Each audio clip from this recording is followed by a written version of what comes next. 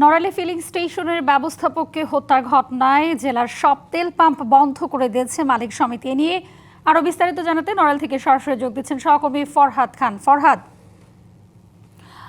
ফরহাদ, অভিযুক্ত ট্রাক চালক গ্রেপ্তার হয়েছেন, আমরা যেমনটি জানছিলাম খবরে। তো এই মুহূর্তে আসলে গ্রেপ্তারের পর পাম্প মালিকরা কি বলছেন, কবে নাগাদ এই পরিস্থিতি তারা স্বাভাবিক করবেন?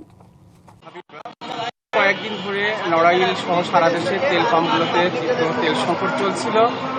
তার মধ্যে শনিবার রাত 2টার দিকে নড়াইলের তানভীর ফিলিং স্টেশনের ম্যানেজারকে তেল না দেওয়ার ঘটনাকে কেন্দ্র করে ট্রাক চাপা দিয়ে নিহত ঘটনা ঘটেছে। এই ঘটনায় একজন আহত আছেন। এরপর থেকে নড়াইলের তেল পাম্প মালিক সমিতি, জেলার 10টি তেল পাম্প রয়েছে, সেখানে তেল সরবরাহ বন্ধ রয়েছে। তেল পাম্প মালিক সমিতি ঘোষণা দিয়েছেন একদিনের জন্য এই তেল পাম্প সরবরাহ বন্ধ থাকবে।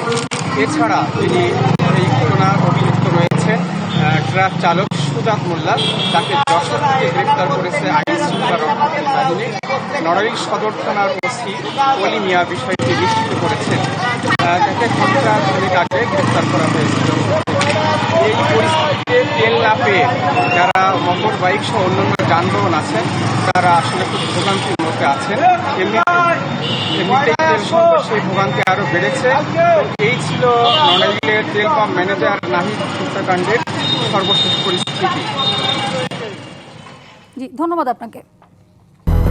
200-র বেশি সার্ভিস ও ফিচারে লেনদেনের সব বিকাশ অ্যাপে সম্ভব।